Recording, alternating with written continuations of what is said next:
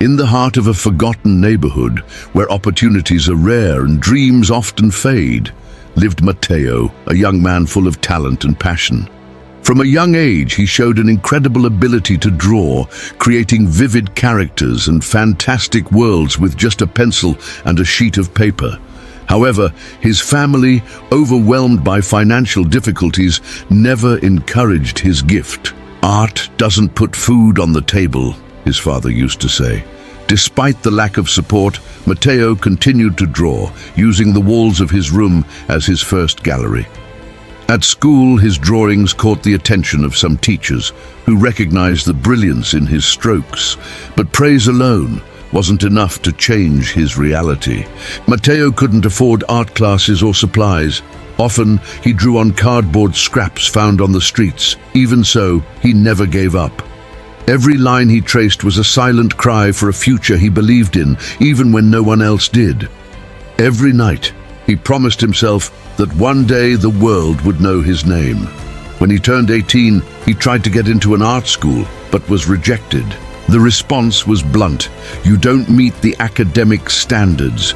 That rejection almost broke him, but instead of giving up, he turned his pain into fuel. He began posting his works on social media. Little by little, his drawings started being shared. People admired the emotion in his lines and the strength of his compositions. His follower count grew, but still, no company was willing to bet on him professionally. Determined not to return to the life he wanted to leave behind, Matteo took on all kinds of jobs to survive. He worked as a waiter, cleaned buildings, and even carried heavy loads in markets. But every night, after exhausting days, he picked up his pencils and drew. His passion had become his therapy. His drawings, increasingly powerful, reflected both his pain and his resilience. His room, once a quiet place, became a refuge of creative explosion.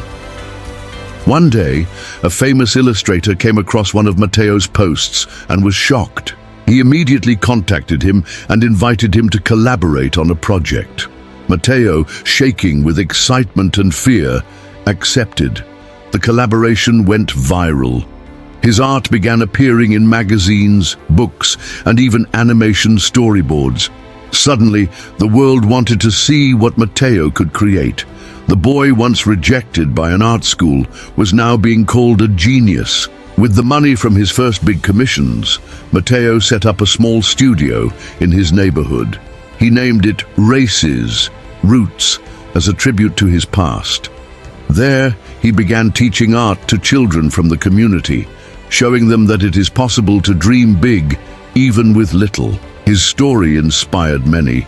The local media interviewed him, and national channels began to tell the story of the artist who rose from rejection. However, success also brought challenges.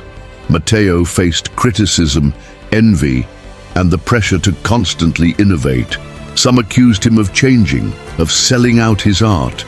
These accusations hurt, but he never lost sight of his purpose. For every person who doubted him, there were hundreds who admired him.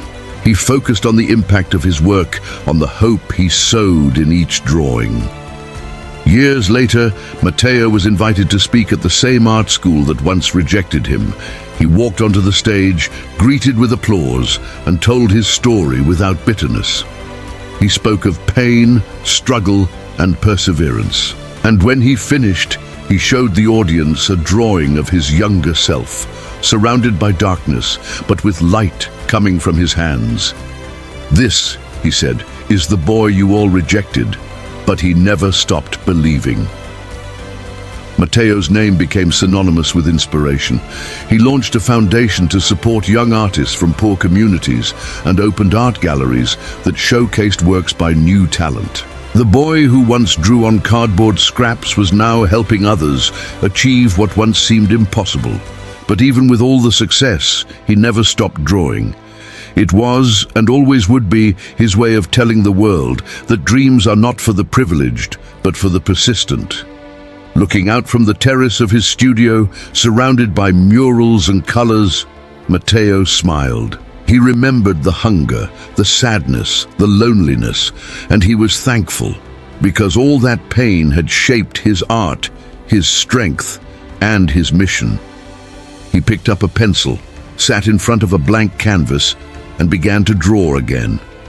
Not because he needed to prove anything, but because now he knew every trace of his story could help others draw theirs.